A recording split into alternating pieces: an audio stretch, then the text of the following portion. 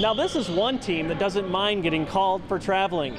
The University of Dubuque Spartans are heading to Costa Rica for a 10-day, 3-game trip, and coming off a 22-win season, which put them into the NCAA tournament, adds even more spark as they anticipate another big season in the coming school year.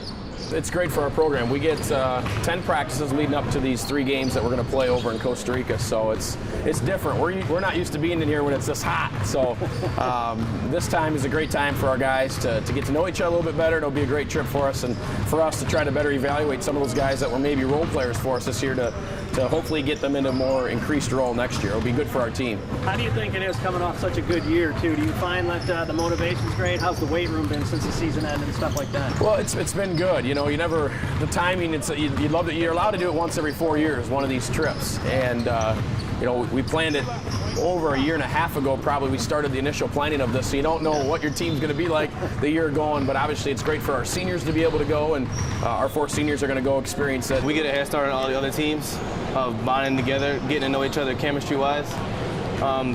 For me, it's not really a big deal to travel to Costa Rica because I'm from Europe. I've traveled all over the place, but it's pretty good for us as a team, so we can get an early head start and try to possibly win a conference. How cool is it that you're coming off such a great season and going into a trip like this, too? It's pretty cool, actually. I feel like it's a reward for us for winning the whole thing, but we already planned the trip ahead of time. It feels pretty good to actually win a thing, and I'll go on a little trip and just go have some fun and play a little bit of basketball. How different do you think it would be if you're coming off a 22-loss season compared to a 22-win season? Winning, obviously, is what you want to do and the best part in sports. So 22 wins was a heck of a year for us as a program, and we're just going to look to build off that and hopefully become a better program in the future. How could this trip fit into that momentum, that pivot of where this program's at? You know? I wouldn't say it's like a reward, but I think it helped us motivate us towards the end of the year, knowing that we had some games coming up, some Costa Rica, not too much time off. So I think we're going to carry that momentum down to Costa Rica and hopefully into next year. One of the more enriching parts of the trip will be connecting with the culture and its people, including the younger crowd.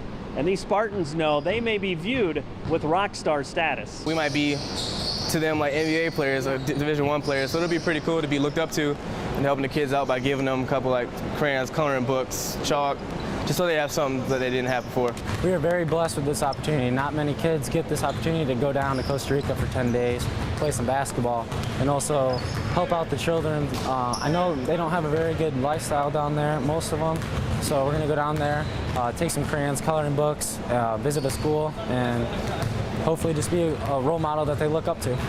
Hey, check out our website when you can at www.illowafca.org.